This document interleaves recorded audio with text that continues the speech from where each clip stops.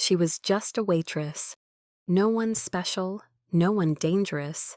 A shy girl with thick glasses and her hair pulled back so tight it looked like she was trying to fold herself out of existence.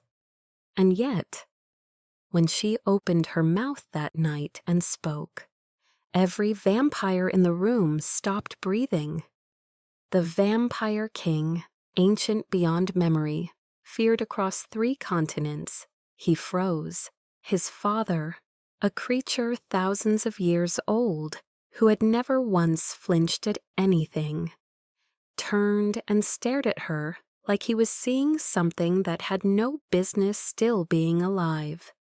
Not because she screamed, not because she threatened them, because she greeted an old man. 11 words, in a dialect so ancient it had been declared dead for 500 years. 11 words that unraveled a secret 10 years in the making, from a shy girl in an apron, and everyone in that room went still. So who was she really? And how did an invisible girl know the one greeting that could silence a king? Stay with me, because this story starts the way all the most dangerous ones do, quietly, in a restaurant, on an ordinary Tuesday night. But before we go further, have you ever had to make yourself invisible just to stay safe? Drop a 1 if you have. Drop a 2 if you know someone who did. The restaurant was called Loraloya. From the outside, it could have passed for any other luxury establishment on the Upper East Side. Polished brass doors, a velvet rope, a doorman who had forgotten how to smile. Inside, black tablecloths like pooled shadow, crystal glasses that fractured candlelight. A silence so carefully maintained it felt less like elegance and more like obedience. The human world believed Loraloya served old money. The truth was far older than money. The real guests had been alive long before the city existed. They arrived in bespoke suits and spoke in low, measured voices. They ordered wine. Though what moved beneath their still and luminous skin had nothing to do with fermentation. The servers knew this. They were chosen because they could hold a secret and pour without shaking. The rule was never written down, never spoken aloud. But every person who walked through the kitchen door understood it instantly. Do not be seen, do not be remembered, do not exist. Molly had followed that rule for 2 years, faithfully, desperately, with the kind of discipline that only comes from genuine fear. She kept her head down, her voice low. She wore the fake glasses like armor, the tight bun like a soldier wears camouflage, not for fashion, for survival. Gerard, the manager, stocky, perpetually damp around the collar. He caught her in the hallway that evening. His voice was clipped, professional, but his eyes were doing something else entirely. Special booking tonight, he said. Royal family. You'll be serving table 6 personally. Molly felt the air shift. You will not speak unless spoken to. You will not make prolonged eye contact. You will pour, you will bow, and you will disappear. A pause. Something crossed his face that looked almost like an apology. Can you do that, Molly? She said yes. She had no idea what she was agreeing to. In the kitchen, Molly stood alone at the small mirror above the hand sink. She looked at herself for a long moment. Then she pressed 2 fingers to the bridge of her fake glasses, tucked one escaped strand of hair back into its bun, and spoke to the girl in the reflection, the way she had spoken to her every night for 10 years.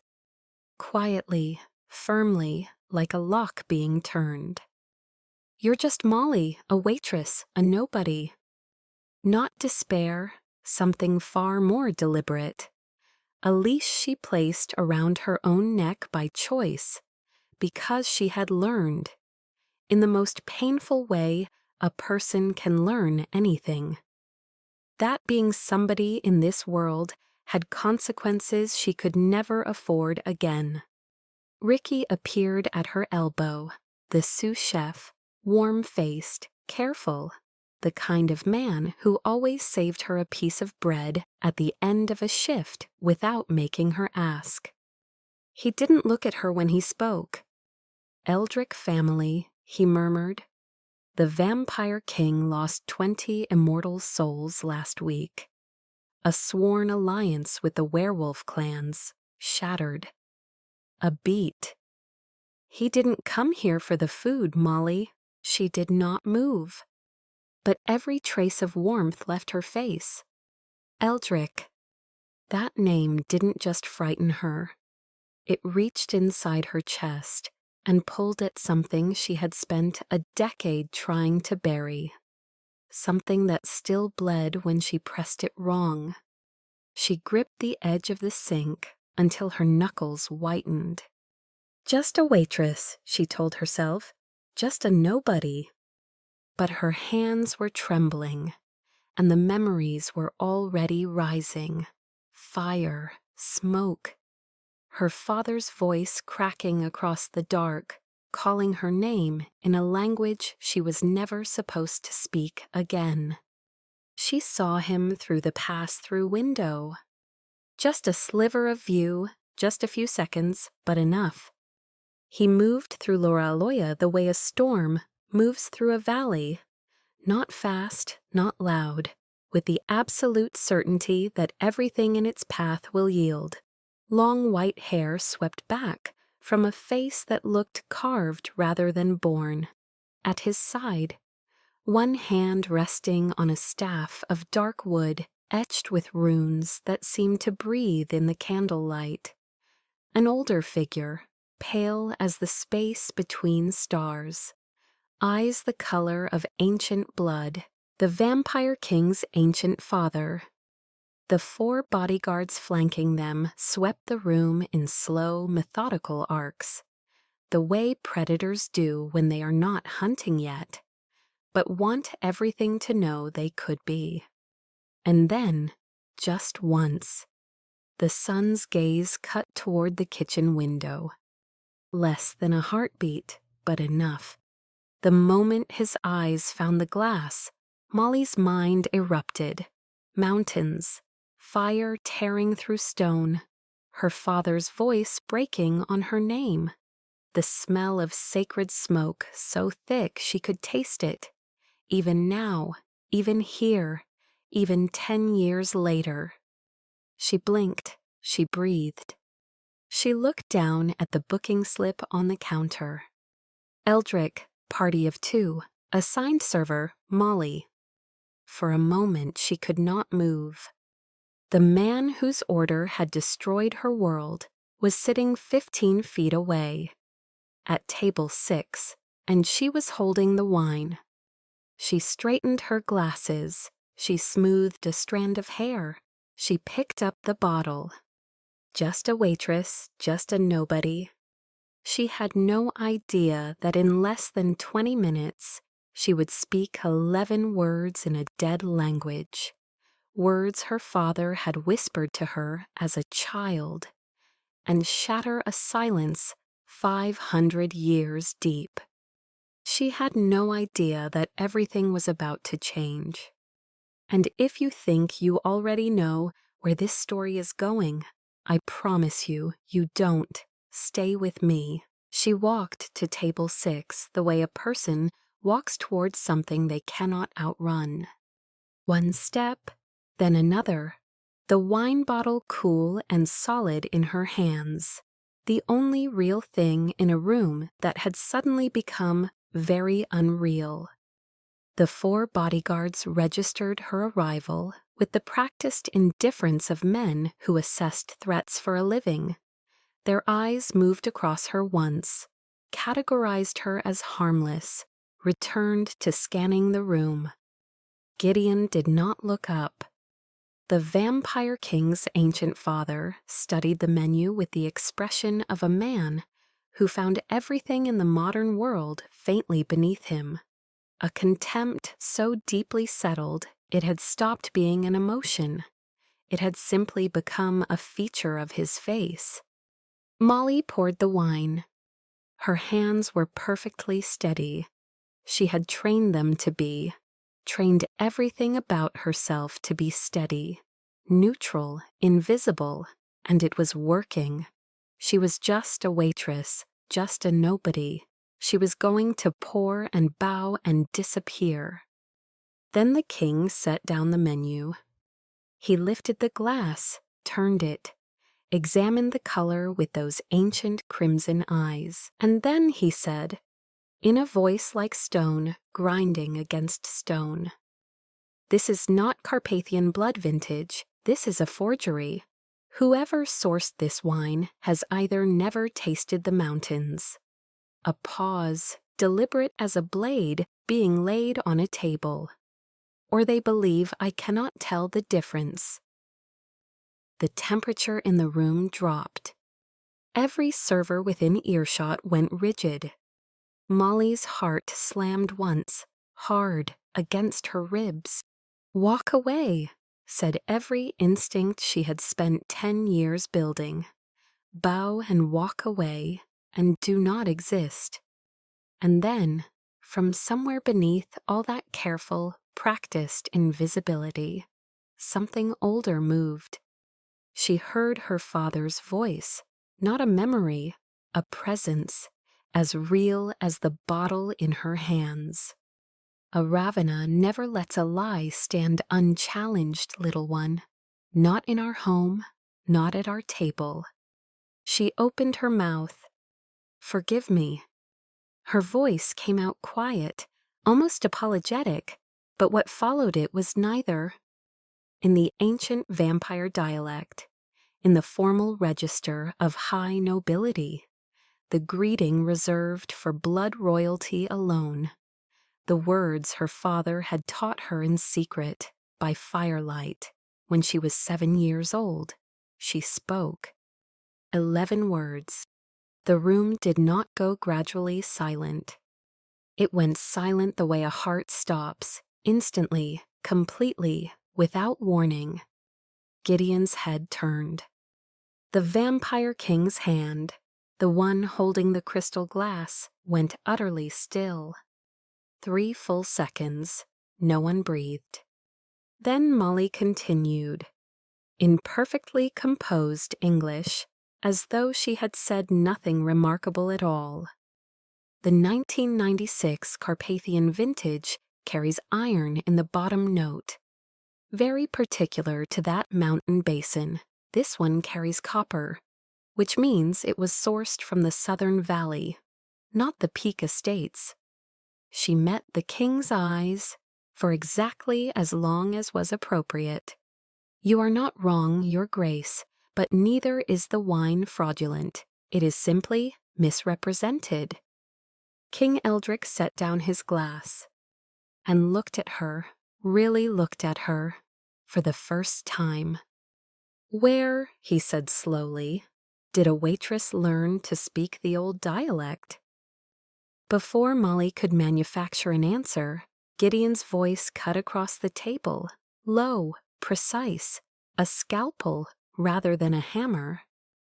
"That will be all." Not said to Molly, said to the room. Every server within 20 feet found somewhere else to be, immediately. Molly bowed, turned, walked back toward the kitchen with every nerve in her body screaming. She made it through the kitchen door before her legs decided they were done cooperating. She caught herself on the counter, pressed both palms flat against the cold steel, and breathed, 1 breath, 2, 3, the way her father had taught her to breathe when the world became too loud to think through. Too much, She had said too much, done too much. Ricky appeared at her side without being called. He pressed a small glass of water into her hand and said nothing, just stood close enough that she wasn't alone. That was the entirety of his comfort. Somehow it was exactly right. "He'll want to know," she whispered. Not to Ricky, mostly to herself. "Gideon." She didn't answer. The name sat in her chest like an ember. Not warm, not yet, but not entirely cold either. And that frightened her more than the king's eyes had. She knew what Gideon Eldrick was. She had known for 10 years. She had built her entire life around never being in the same room as that name. This invisible, careful, deliberately small life. And now his father had looked at her. Gerard materialized from the corridor, slightly breathless, collar damp. He pressed a key into her palm without breaking stride. "Cellar, 1996 Carpathian, 2 bottles. Go now, before." "Before what?" Gerard's jaw tightened. His eyes moved to somewhere just past her shoulder. She turned. Gideon was standing in the kitchen doorway. He had not made a sound crossing the dining room. He never did. His icy blue eyes moved from Gerard to Molly. Unhurried, patient. The patience of someone who had all the time in the world. Because he did. "I'll show her where the cellar is," he said. Not a request. The cellar beneath Loraloya was older than the building above it. Stone walls, perpetually damp, exhaling the cold breath of decades, wooden racks disappearing into the dark in both directions, holding hundreds of bottles whose labels bore dates that had no business existing in the same room as the present. The smell was old earth and iron, and something beneath both, something ancient and mineral and private, like the inside of a mountain. Molly moved through it with practiced efficiency. She had made this walk many times. She did not need a map. She did not fumble for the light. Gideon noticed. He followed 3 paces behind, saying nothing, watching everything. She found the 1996 rack, crouched, read the labels with her fingertip rather than her eyes. An old habit, her father had taught her that, in the cellar of their home in Transylvania, before she could read, when the world was still safe and the dark didn't mean danger. She stopped. Her fingertip rested on a bottle. The label bore a small embossed symbol in the bottom corner. A lion holding a flower. The petals shaped from a single unbroken line. The Ravenna crest. So small she might have missed it, almost had. But her body had recognized it before her mind caught up. The way you recognize a loved one's handwriting without being able to explain how. Her throat closed. "What is this doing here?" "You're trembling." Gideon's voice, closer than she expected. She stood, turned. He was 4 feet away, leaning against the stone shelf with the particular stillness of a being who had learned over centuries that patience was more effective than force. His eyes were not red, they were the pale, steady blue of winter sky, watchful, curious, entirely too perceptive. "I'm cold," she said. "You're lying." A beat. "Your hands showed no marks of immortality when you poured the wine," he said. "Your language was nobility class, first register, pre-migration dialect. not the kind taught in any academy still standing. He tilted his head a fraction. "You smell of something I can't place, something old." He leaned, just slightly, closer.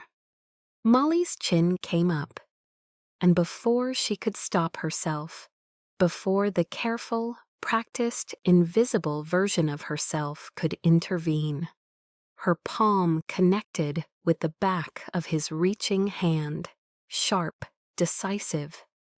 The sound was very small in the cold stone room. The silence that followed it was enormous. Gideon stared at his hand, then at her. Something moved across his face that had never been required of him in 300 years. Then slowly he laughed. Not cruelly, not mockingly. A low, genuine, almost bewildered sound, like a man who has just discovered a color he didn't know existed.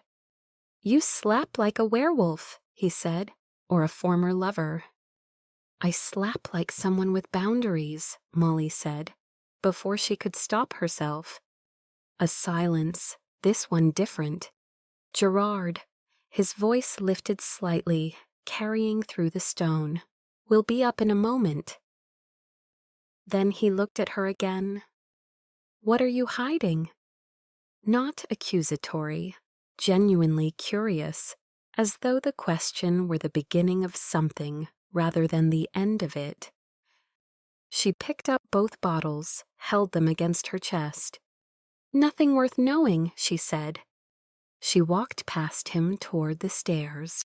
She did not look back, but she felt his eyes on her the entire way up, steady, patient, absolutely certain that she was lying.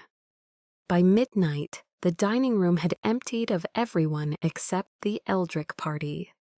The attempt came without warning. One moment, Molly was refilling the king's glass. The next, the candlelight caught something, a glint angled wrong beyond the window. A man in a gray suit beneath a nearby table, a concealed vest, hand moving to his collar. A sniper scope, outside the window, aimed at the king. "Get down." The words left her body before thought could intervene. She dropped the wine, seized the edge of the table, 300 pounds of solid mahogany, and flipped it. A bullet tore through the space where the vampire king had been sitting half a second earlier, buried itself in the wall behind him. Glass exploded, guests scattered, the bodyguards erupted from their positions. In the chaos, Molly felt something sharp on her forearm, a shard from a shattered decanter, clean and deep. She pressed her sleeve against it automatically, but not before the blood caught the light. Vampire blood doesn't behave the way human blood does in the presence of activated power. It glows, a brief, deep crimson luminescence that lasts only a second, like an ember before it dies. Her blood glowed. Gideon's eyes locked onto it, then onto her face. She watched the calculation happen, watched him move backward through every moment of the evening, reassembling it with this new variable, arriving at a conclusion she was not ready for him to reach. His hand closed around her wrist. "Who are you?" Not suspicious, not angry, almost afraid. In the enchanted limousine sweeping them out of Manhattan toward a fortress she had spent 10 years trying to forget existed, Molly sat very still and watched the city lights blur past the window. She had saved him. She had saved his father. The same king whose order had reduced her world to ash and silence. And now she was being carried back into the heart of everything she had escaped.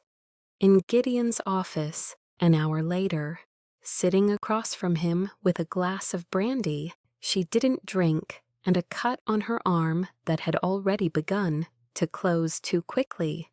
She said the words she had rehearsed never saying. "My name is not Molly." He waited. "My name is Molly Ravenna." A breath. "My father was the lord of Clan Ravenna, the clan your family destroyed 10 years ago." The office was very quiet. "You killed my father," she said, "but I saved yours." Her eyes met his, steady, amber brown, unguarded for the first time all night. "Fair trade, isn't it?" For 300 years, Gideon Eldrick had known what to do in every room he entered. He did not know what to do now. "That night," he said slowly, "was my immortality ceremony." "I know. I gave the order." "I know that too." The silence between them had a different quality now, not empty, impossibly full. He looked at her and said very quietly, "Why did you save him?" She answered without hesitation, "Because there is no honor in a coward's ambush, and because my father taught me that compassion is not weakness, even when it hurts." Something shifted in Gideon's face, something old, locked, long undisturbed.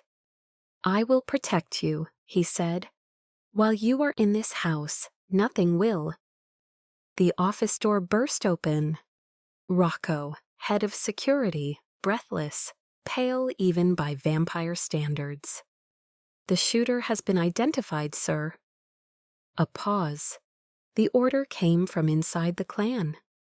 The room went cold. Gideon rose from his chair, and Molly, sitting in the middle of enemy territory, with her real name finally spoken aloud for the first time in 10 years, understood with terrible clarity that the danger she had walked into tonight was far larger than one bullet. Just when she thought she could trust again, the past returned. If you felt something shift in your chest just now, hold on, because what's coming next will change everything you think you know about loyalty, betrayal, and what it truly means to forgive. The order came from inside the clan. 7 words, they rearranged the entire room. Rocco stood in the doorway, with the rigid posture of a man delivering news he wished he could put back inside his mouth. Behind him, 2 castle guards flanked the corridor, weapons drawn, eyes moving. Gideon did not raise his voice, he never did. But something in the quality of his stillness changed, the way the air changes before a storm, not louder, only denser. "Show me," he said. Rocco crossed the room and placed a tablet on the desk. Security footage, timestamp 11:47 p.m. The restaurant's east corridor, the one that ran behind the VIP dining room, accessible only to staff. A figure moved through it, gray coat, unhurried, head tilted just slightly away from every camera angle, as though whoever wore that coat had known exactly where each lens was pointed. "We identified the concealed vest through our weapons database," Rocco said. "The order to equip the shooter came through an internal channel, encrypted with a clan cipher." "Which cipher?" A pause. "Vinny's." The name dropped into the room like a stone into still water. Molly watched Gideon's profile, watched him absorb it, not with shock, something quieter and more dangerous, the particular stillness of a man filing away a name in a very specific place inside himself. "Where is he now?" "Gone, sir, left the castle 40 minutes ago, but..." Rocco hesitated. He took something with him. Gideon looked up. The immortal vault key, rune-encoded. He must have copied it before tonight. The silence that followed had weight. The Vampire King's voice came from the doorway. Molly had not heard him approach, had not felt the change in air pressure that any normal being would have created. He simply appeared. "How long?" the king said, in a voice like the lowest note of an organ played in an empty cathedral. "Before he reaches the vault." At his speed, 2 hours, perhaps less. And if the wrong answer is entered 3 times? Rocco's expression answered before his words did. Everything inside is permanently erased, the bound souls, the accumulated wealth, the sealed records going back 4 centuries. A breath. It cannot be undone. The Vampire King's ancient eyes moved, slowly, with a terrible deliberateness, to Molly. "The riddle," he said. "Can you solve it?" They moved her to a separate room while the clan assembled, a guest chamber, high-ceilinged, stone-walled, furnished with the cold precision of a space that had never been meant to comfort anyone. A single lamp. A window overlooking the castle's inner courtyard, where torches burned in iron brackets and guards moved in urgent patterns below. Molly stood at the window and did not sit down. She had been in this castle before. Not this room specifically, but these walls, this stone, the particular way the cold moved through the corridors here, like something alive. She had been here once as a child, accompanying her father to a gathering of clan elders. She had been 7 years old. She had worn a dark green dress. Her hair had been loose. She had not yet learned to make herself invisible. She pressed her palm flat against the cold glass. Somewhere in this building, Gideon was assembling a response to a betrayal that went deeper than one shooter. Somewhere in this building, a king who had burned her world was waiting for her help to save his. And somewhere out there, beyond the iron gates, moving through the dark with a stolen key, was a man who had planned all of it. "This is what you were hiding from," she told herself. "This is exactly what you were hiding from." The door opened. She turned, expecting Gideon, or Rocco, or one of the guards. It was Gerard. He stepped inside and closed the door quietly behind him. He looked smaller here than he did at Loraloya, without the restaurant around him. Without the architecture of authority the job provided, he was just a man in a damp shirt who looked like he hadn't slept in several years. "How long have you known?" she asked. He didn't pretend not to understand. "Since your 2nd week," he said. "The way you read the wine labels, the way you moved in the cellar. The old habits stay in the body even when the mind tries to forget them." He sat down heavily in the chair by the door. "I recognized the Ravenna way of moving. Your father moved exactly like that." "And you didn't tell anyone?" "I told no one." A pause.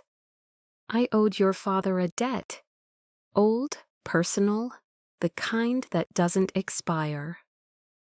Molly looked at him for a long moment. "Vinny," she said quietly. "Did he know?" Something crossed Gerard's face. Fast, painful, gone. "I think," he said carefully, "that Vinny has known for longer than either of us is comfortable with." The torch in the courtyard below guttered in a sudden wind. "He leaked my location," she said, not a question. Gerard closed his eyes briefly. The answer was in that half-second of stillness. She turned back to the window, 10 years of hiding, 2 years at Loraloya, every careful morning ritual, every fake glass, every "you're just a nobody, you're just a waitress." And someone had known all along, had watched her build her invisible life, said nothing, waiting for exactly the right moment to use her. The cold in the room felt different now, personal. "Go back to your post," she said, quietly, without anger, which was somehow worse. Gerard stood, paused at the door. "Your father would be proud of you," he said. "What you did tonight, the table, the king." She did not answer. After the door closed, she stood very still in the silent room, the untouched chair behind her, the lamp burning its small, indifferent light, and felt, for the first time since she was 13 years old, completely, entirely alone. They came for her 20 minutes later. The vault room was in the deepest part of the castle, below the cellar, below the foundations, in a chamber carved from living rock. The walls covered floor to ceiling in runes that pulsed with a low, deep light, the color of old garnets. The air tasted of iron and age and something electric, something that sat at the back of the throat like a held breath. The rune console stood at the center, a stone plinth waist high, a single panel of carved script facing upward. 2 entries had already been attempted. 2 wrong answers. 1 remaining. Vinny accessed the system remotely, Rocco reported. Both attempts failed. The 3rd will be entered in approximately 11 minutes unless we respond first. The assembled clan stood in a loose ring around the plinth. Senior members, guards, Gideon, the king, watching it, watching her. The riddle was carved into the stone face in the oldest script she knew, the one her father had traced with her finger on winter mornings, patient as stone, teaching her to read before he taught her anything else. What runs beneath the moons of blood? She read it once, then again, not because she needed to, because she wanted to be certain, certain in the way her father had taught her, not rushed, not swayed by pressure, not performing confidence she didn't feel. She felt Gideon beside her, not touching her, simply present. "Do you know it?" he asked, low, private. "My father taught me," she said. "When I was 9, he said it was the oldest riddle in the vampire world, the one the founding clans used to seal their first alliance." She looked at the console. The answer isn't a place or a person, it's a concept, something that exists beneath every sworn oath, beneath every alliance ever made between immortals. She placed her palm flat on the stone plinth. The runes beneath her hand flared, a brief, startled luminescence, as though the stone recognized something in her blood it had not expected to find here, in this century. "L'ombre eternal," she said clearly. "Eternal shadow." 1 suspended second, nothing. Then the console erupted in deep crimson light. The runes across the walls responded in sequence, racing outward in expanding rings, flooding the chamber with a color that was not quite red and not quite gold, something older than either. A sound like a lock the size of the world turning over. Silence, complete, satisfied. "Vault secured," Rocco said. "Remote access locked out." The relief in the room was physical. Shoulders dropped. Guards exhaled. Centuries of collective tension releasing all at once, The vampire king did not move. He stood exactly where he had stood since they entered, both hands on his rune-carved staff, studying Molly's face with those ancient crimson eyes, slowly, thoroughly, the way a person studies something they are only now realizing they have seen before. Only ancient blood, he said, would know that riddle. The words fell into the room like the first stone of an avalanche. Molly felt her fangs press briefly against the inside of her lip, the oldest reflex of her blood asserting itself before she could stop it. She pressed her tongue against them, held her expression perfectly neutral. But Gideon had seen. He stepped forward, smoothly, without hesitation, placing himself between her and the room's collective gaze. "The vault is secure," he said. His voice had the texture of something final. "That is what matters tonight." The king's eyes moved from Molly to his son. Something passed between them, wordless, weighted with centuries of knowing each other. Then King Eldrick straightened. "Find Vinny," he said to Rocco. "Bring him in alive." The chamber began to empty. Gideon stayed. When the last guard had gone and the rune light had faded back to its low, steady pulse, he turned to her. "My father knows who you are," he said. "I know." "He won't say it tonight, but tomorrow." "I know that too. A silence, the kind that only exists between two people who have said too much and not yet enough." "Your father taught you the founding riddle," Gideon said slowly. "The one the original clans used to seal alliances. He taught it to you, a child, a daughter." A pause, something shifting, something opening like a door long believed to be locked. "He was preparing you for something." She looked at him, her amber-brown eyes in the dying rune light. "He was preparing me to survive," she said. "He just didn't expect to be the thing I'd have to survive without." Gideon was quiet for a moment that lasted several lifetimes. Then from somewhere down the corridor, Rocco's voice, urgent. "Sir, we found Vinny's room." A beat. He wasn't alone. There are werewolf markings on the walls, an active communication seal, still warm. Gideon's jaw tightened, almost imperceptibly. The conspiracy had roots far deeper than one stolen key. And Molly, standing in the vault room of the family that had destroyed everything she loved, having just saved the empire of the man who ordered her father's destruction, understood something with a clarity that arrived the way the worst truths always do.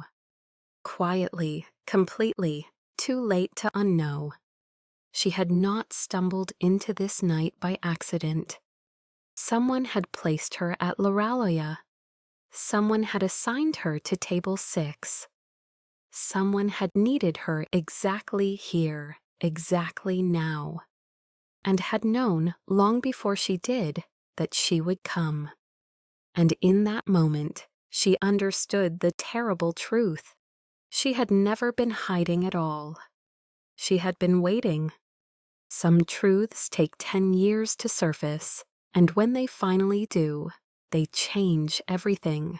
Stay with me, because the next chapter will take your breath away. The hunt for Vinny moved through the castle like a fever. Guards swept corridor by corridor. Rocco coordinated from the security post, his voice clipped and constant through the stone passages. Gideon moved with the particular speed of someone who had long ago made peace with what he was capable of, in service of what needed doing. Molly was told to stay in the vault room. She did not stay in the vault room. She walked, alone, without a guard, without permission. Through corridors she should not have known how to navigate, but her feet remembered what her mind had tried to forget. Left at the iron bracket sconce, down the narrow passage behind the tapestry of the red moon, through the low archway that smelled of cold stone and older stone beneath it. She found the east wing without trying, and she stopped in front of a door she had not thought about in 10 years, a door she had no reason to know existed. In a castle she had only visited once, as a child in a dark green dress. The door was slightly open. Inside Vinny's quarters, Rocco's team had already swept it, drawers overturned, papers scattered, the communication seal on the wall still faintly visible, its edges still warm, like the remnants of a fire someone had tried to smother. On the floor, half hidden beneath an overturned chair, a single envelope. Her name on the front. Not Molly, not the name she had worn for 10 years like a disguise. Ravenna. Her hands were steady when she picked it up. Inside, one sheet of paper, 4 lines of text in the old script, her father's dialect, the one she had spoken at the dinner table, the one that had stopped the room and frozen everyone in it. She read it once, slowly. Then she sat down on the cold stone floor, in the middle of Vinny's ransacked room, and stayed there for a very long time. Gideon had been searching for her for 11 minutes before he found her. He found her through scent. Old amber and something like cold mountain air. Even here, even underground, a scent he had spent the last several hours cataloging without meaning to, the way a person hums a song without realizing they've been hearing it all day. She was sitting on the floor.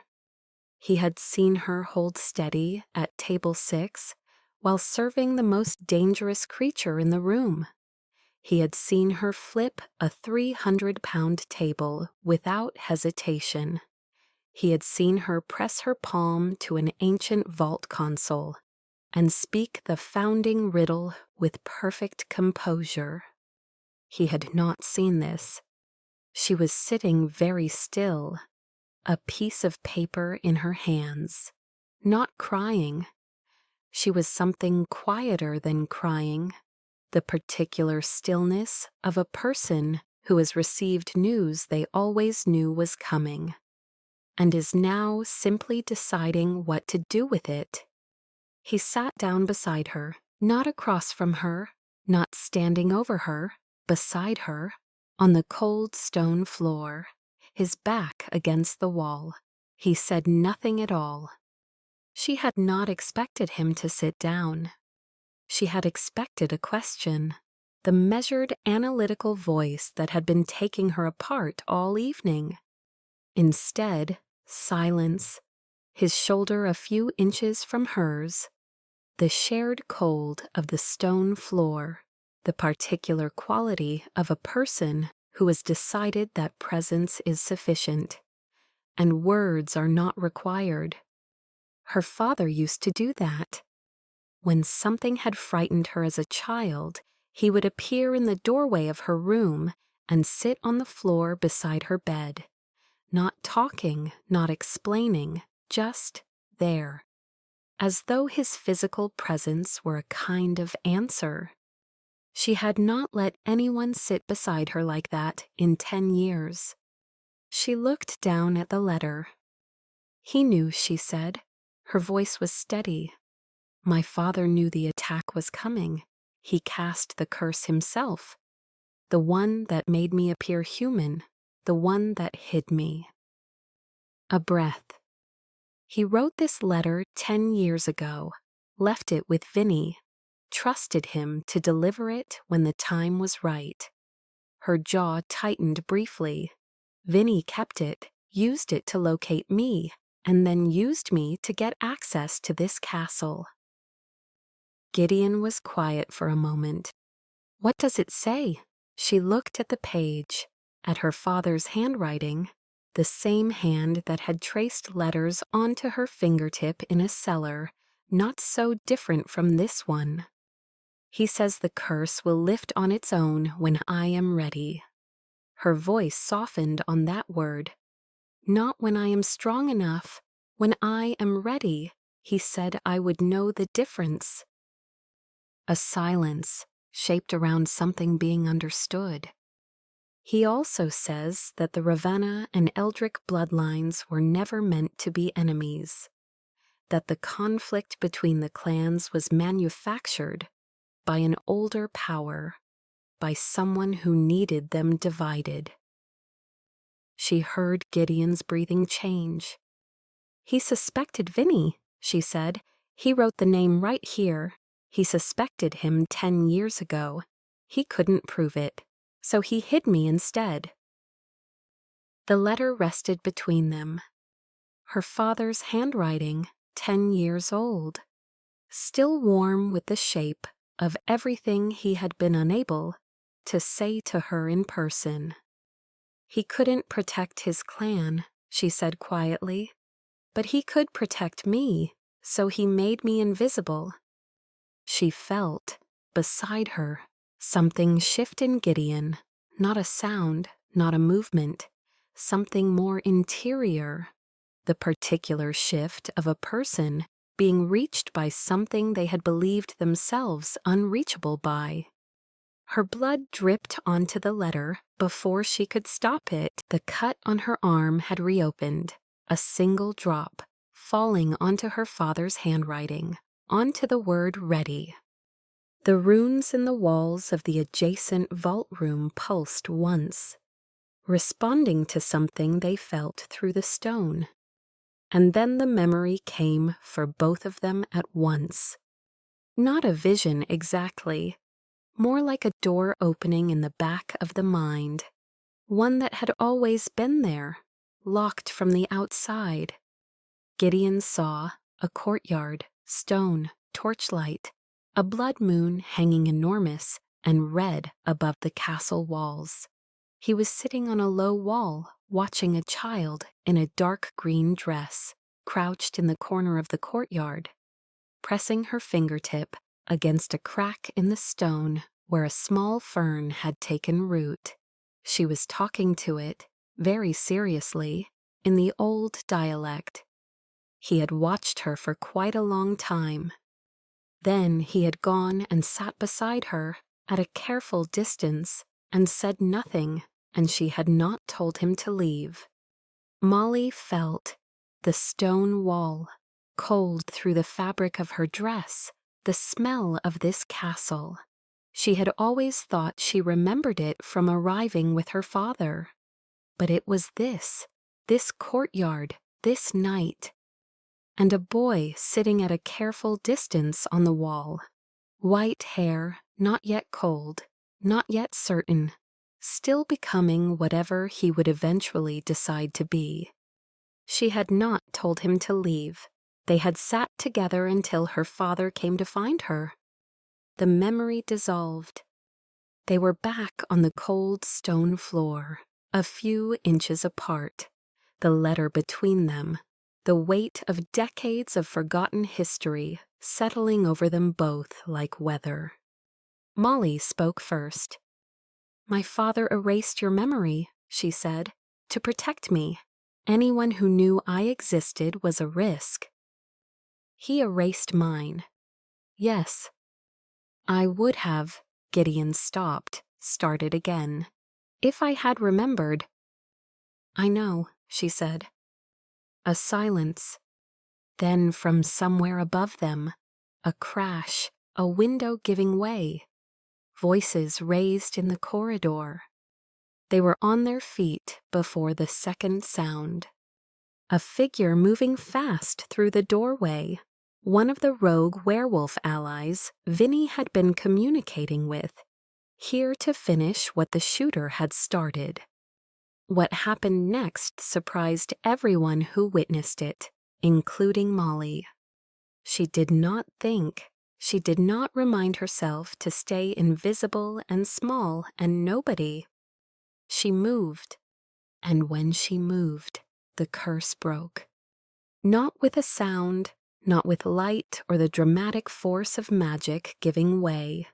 It broke the way winter breaks, quietly, in a single morning. When you step outside and the air has changed, and you understand without being told that something that had been holding is no longer holding. Her full strength returned to her body like a tide coming in. She and Gideon moved together the way people do when they share the same instincts, not mirroring each other, but fitting, each filling the space the other left. When it was over and the corridor was still, Gideon looked at her. "You broke the curse," he said. "My father said I would know when I was ready." She straightened, touched the fake glasses, still on her face, and for the first time all night took them off, folded them carefully, placed them in her pocket. Her amber-brown eyes, unshielded in the torchlight of the corridor. "I think I've been ready for a while," she said. "I just needed something worth being ready for." He looked at her for a long moment, with that expression she had spent all evening trying to name.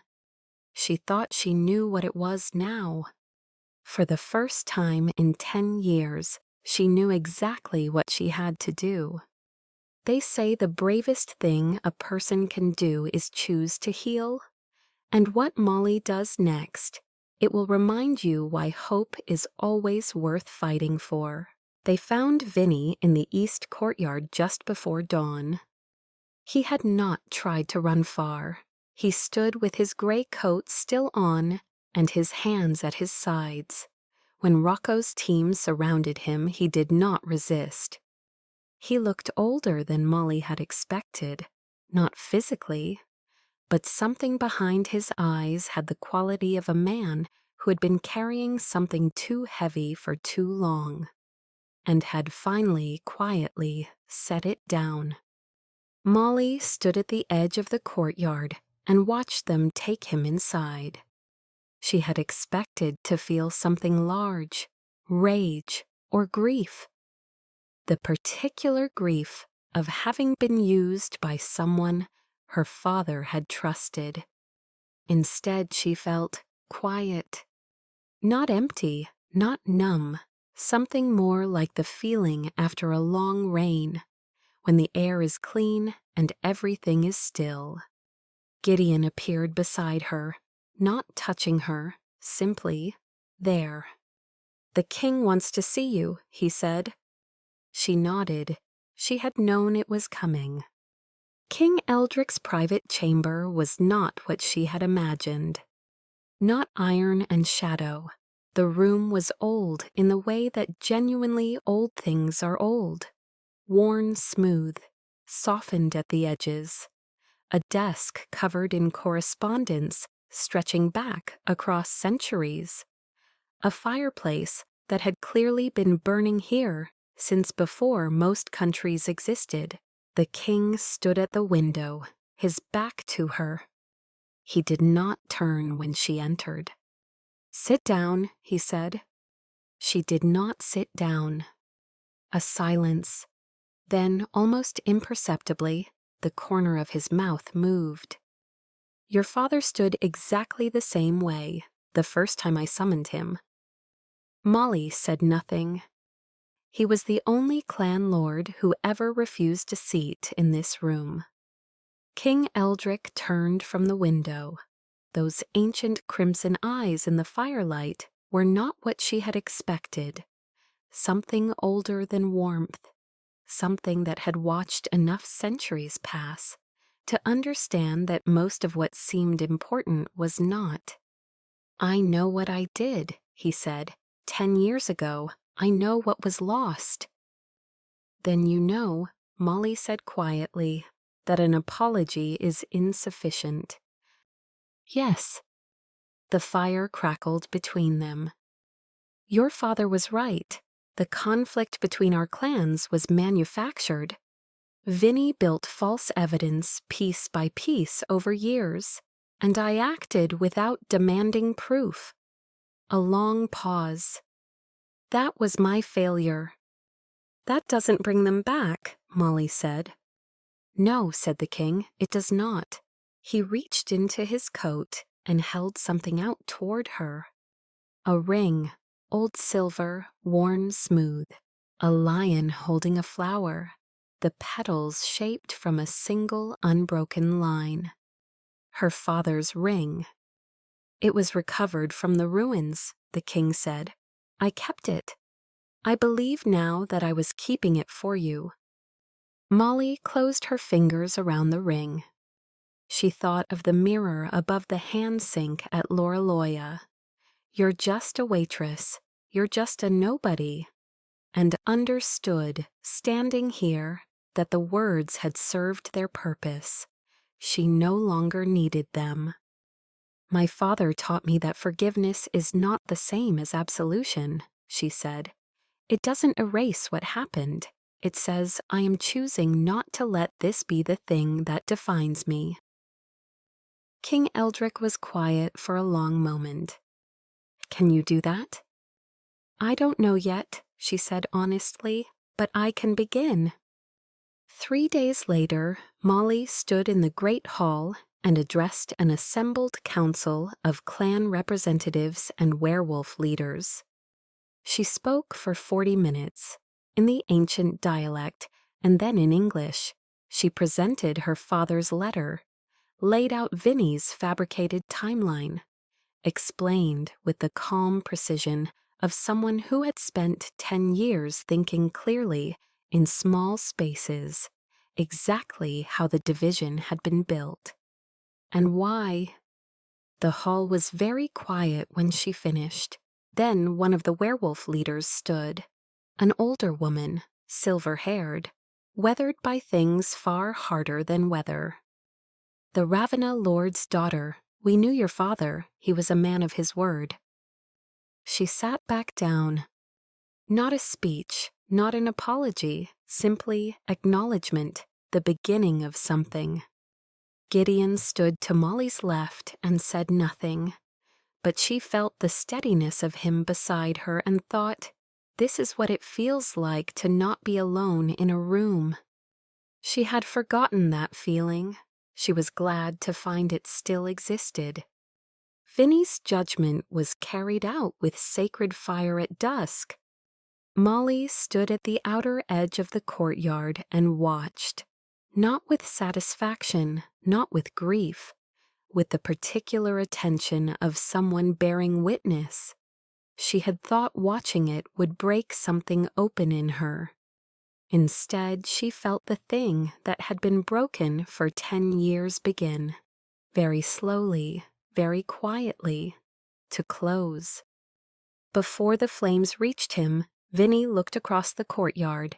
His eyes found hers. She did not look away. Betrayal doesn't destroy us, she said quietly. It only shows us how strong we already were. She had not planned to forgive him. It surprised her, the way forgiveness often does, arriving not as a decision but as a release. She unclenched her hands. Later that evening, in the quiet of Gideon's study, a fire burning low, they sat across from each other at the old desk. Gideon produced a small knife, ceremonial, ancient. In the old tradition, an alliance between bloodlines was sealed this way. I know, my father described it. She held out her palm. He made the cut, small, careful, then his own. They pressed their palms together, and where their blood met on the wood surface, the runes carved into the desk edge began, very softly, to glow. Not crimson, amber, the color of her eyes in firelight. "What does amber mean?" she asked. "The old texts say the bond is already established," he said, "that the runes are simply confirming what already exists." She looked at their joined hands. Her father's ring was on her finger, finally back where it belonged. "My father would have liked you," she said, eventually. "I imagine he would have made me work for it." Extensively. The fire crackled. Outside, a clock chimed the hour with the unhurried certainty of something that had been marking time since before either of them was born. The castle felt different now. Not enemy territory, not a fortress, something harder to name. The particular feeling of a place becoming, slowly and without announcement, a place you might someday call home. Sometimes the place we fear most turns out to be the place we were always meant to return to. And the story isn't over yet. The most beautiful part is still to come. She went back to Loraloya one last time. Not because she had to. She had almost nothing there worth collecting. A spare apron, a tube of hand cream, the small mirror above the hand sink. She went back because it felt important to close a door properly. The things you leave half open have a way of following you. The restaurant was quiet in the mid-morning, the kitchen fragrant with stock and herbs, the dining room chairs still upturned on the tables, without the guests, without the low hum of tension that filled it every evening. Loraloya looked like what it was beneath all the silk and shadow. A very old building that had absorbed a great deal of living and was simply continuing to stand. Molly walked through it slowly. She stood at the hand sink for a long moment. The mirror was still there, same oval frame, slightly foxed at the edges.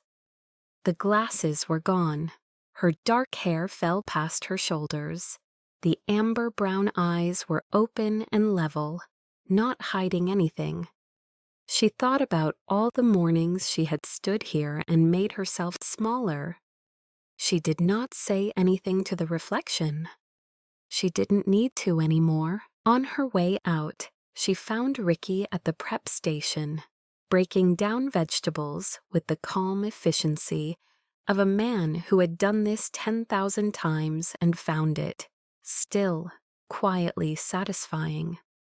He looked up, took in the loosened hair, the missing glasses, the way she was standing upright, unhidden, taking up the space she was actually in. He set down his knife and crossed the kitchen. He hugged her.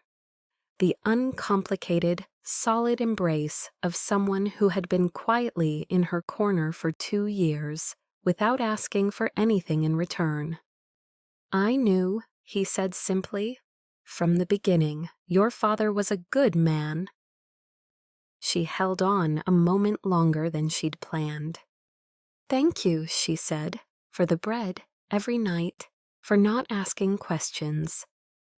"Good neighbors don't ask questions," he said. "They just make sure the light's on." She stepped back, placed a small card on his prep station, a number, and 3 words in the old dialect, the proper way to call for an ally when you needed one. "If you ever need anything, that number will always be answered."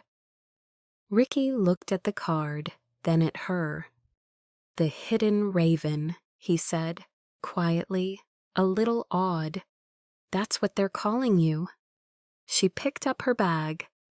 "Tell Gerard I said goodbye, and that he should fix the ventilation in the east corridor. It's been uneven for 6 months."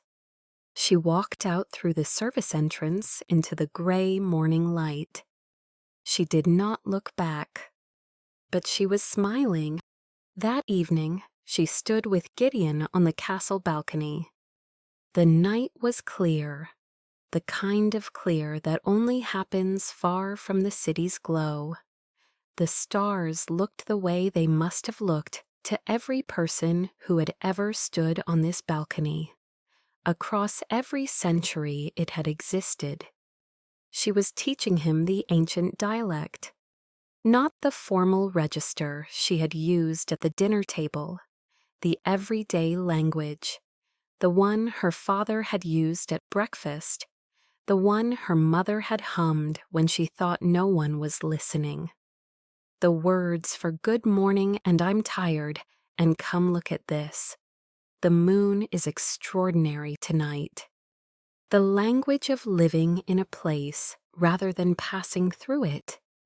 Gideon repeated each phrase carefully, as though whatever deserved his attention deserved all of it.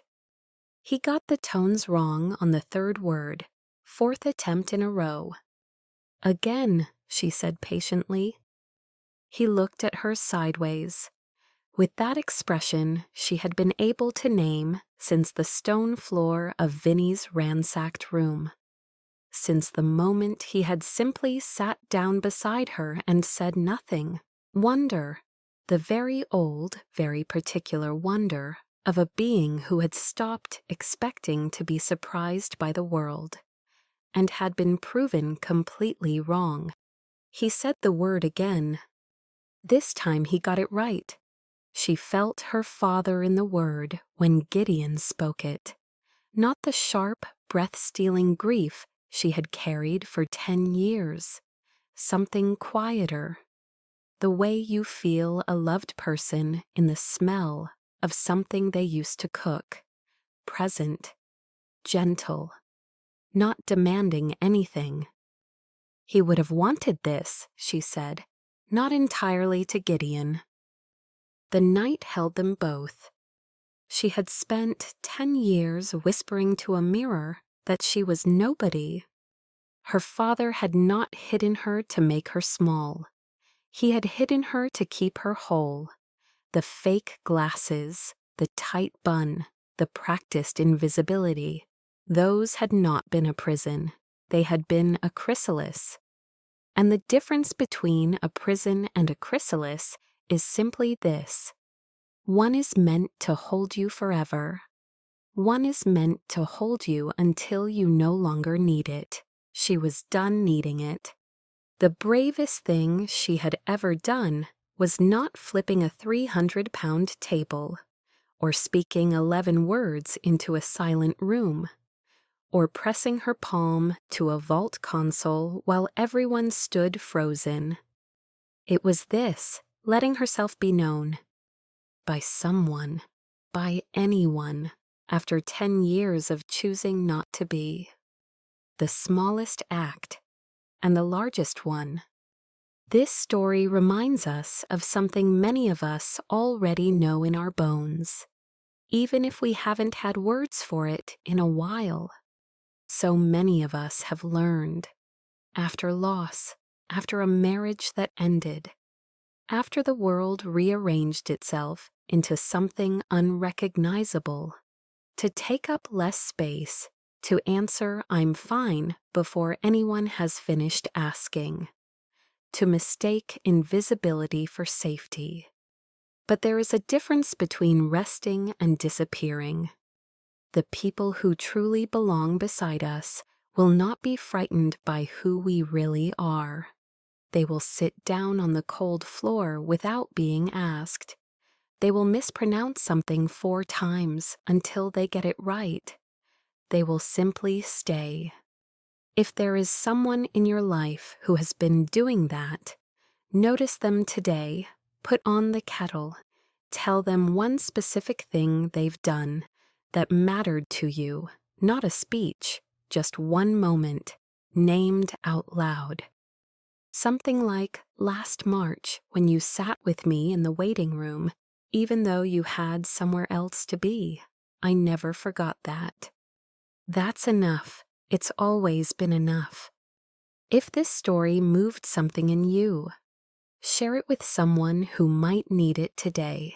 Sometimes the right story finds us at exactly the right moment. This video is a work of fiction created with the assistance of artificial intelligence. All characters, events, and situations are not real and do not represent any actual people or true stories.